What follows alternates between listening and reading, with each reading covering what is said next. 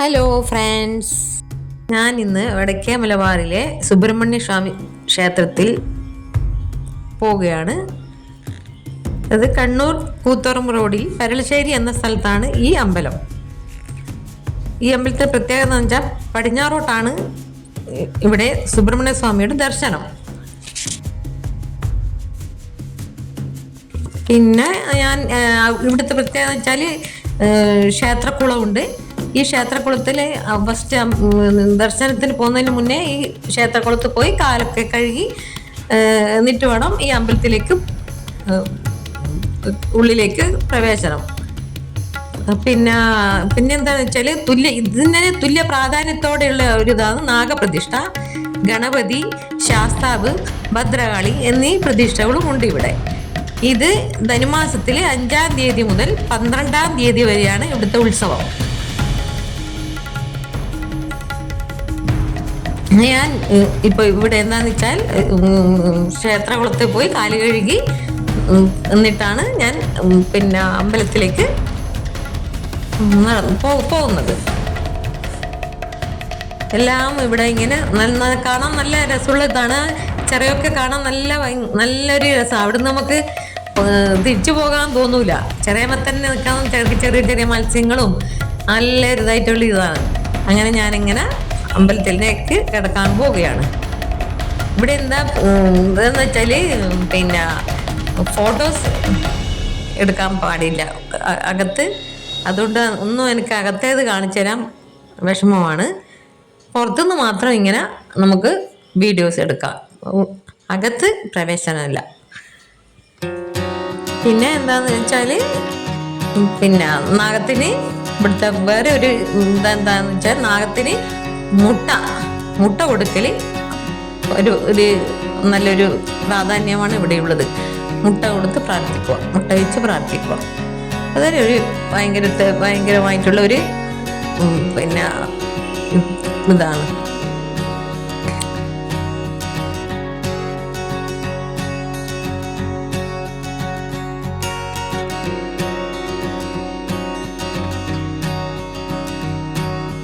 പ്രതിഷ്ഠ വെച്ച് ഉള്ളിൽ എല്ലാ ഇതും കഴിഞ്ഞു.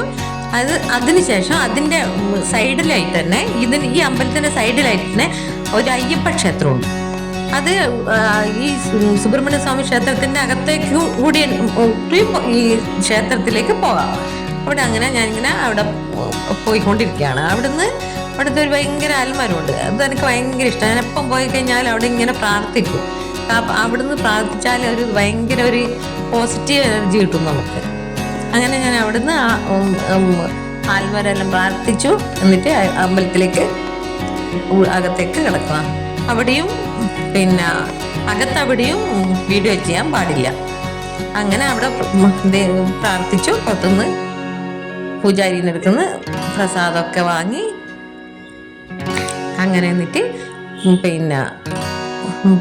നടന്ന് വീണ്ടും അമ്പലത്തിലേക്ക് പരളശ്ശേരി സുബ്രഹ്മണ്യ സ്വാമി ക്ഷേത്രത്തിലേക്ക് തന്നെ പോകുന്ന പുറത്തെ വഴിയിലൂടെ പോവുകയാണ്. എന്താ വെച്ചാൽ അവിടെ നിന്ന് നമ്മൾ എന്തൊക്കെ നമ്മൾ കൈപ്പിച്ചിന് അതിൻ്റെയൊക്കെ നമുക്ക് പ്രസാദം കിട്ടും. അപ്പം ആ പ്രസാദം നമ്മൾ അതിൻ്റെ ഒരു സൈഡിൽ തന്നെ ആയിട്ട് പ്രസാദം കൊടുക്കും.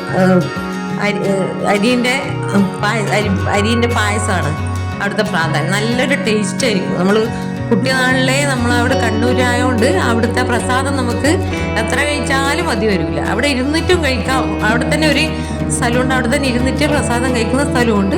അല്ലാതെ അവിടേക്ക് കൊണ്ടുപോവുകയും ചെയ്യാം. അത് നല്ലൊരു പ്രസാദമാണത്, അരിപ്രസാദം. അതും കൊണ്ട് ഞാനങ്ങനെ എല്ലാം കൊണ്ട് വന്ന് വീണ്ടും ഒരു പ്രാവശ്യം കൂടി ദൈവത്തിനോട് പ്രാർത്ഥിച്ചു. അങ്ങനെ പുറത്തേക്ക് പ്രസാദവും വാങ്ങിയിട്ട് എല്ലാം നല്ല ഭംഗിയായി പ്രാർത്ഥിച്ചു വന്ന് പുറത്തേക്ക് വന്ന്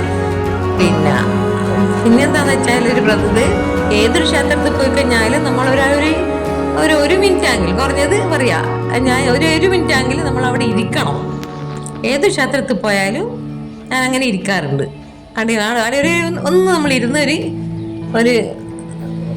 നമുക്കൊരു ഉള്ളിലൊരു നമ്മളതായ ഒരു ഇത് വേണ്ടിയിട്ട് അങ്ങനെ ആടെ ഇരുന്ന് വീണ്ടും ആടുന്ന് എഴുന്നേറ്റു നടന്നിട്ട് തിരിച്ച് വീട്ടിലേക്ക് പോകേണ്ട ഏർപ്പാടാണ്. എന്തായാലും അവിടുത്തെ ഒരു ഈ പെരളശ്ശേരി അമ്പലത്തിലെ ഒരു പുറത്തെ ചന്തകളും അതൊക്കെ കാണുമ്പോൾ നമുക്ക് കുട്ടിക്കാലം ഓർമ്മ വരും. കാരണം അത്ര നമ്മൾ കുട്ടിക്കാലത്തെ അവിടെ പോയിട്ട് പോകാറുള്ളതുകൊണ്ട് നമുക്ക് ഭയങ്കര ഇഷ്ടമാണ്. എന്തെങ്കിലും വാങ്ങിയിട്ടാ പണ്ടല്ലേ കുഞ്ഞിലെല്ലാം വരും, എൻ്റെ മക്കളായാലും. അതെല്ലാം ഒരു ഓർമ്മയായിട്ട് ഇന്ന് എനിക്ക് അങ്ങനത്തെ ഒരു ദിവസമായിരുന്നു ആ അമ്പലത്തിൻ്റെ. അതുപോലെ പറ്റുന്നവർ ഇനി ഈ അമ്പലത്തിൽ വരാൻ നോക്കുക. ഇനി അടുത്ത ഇങ്ങനെ ഏതെങ്കിലും അമ്പലത്തിൽ പോകുന്നുണ്ടെങ്കിൽ എനിക്ക് പറ്റുമെങ്കിൽ ഞാൻ നിങ്ങളെ ഷെയർ ചെയ്യാം.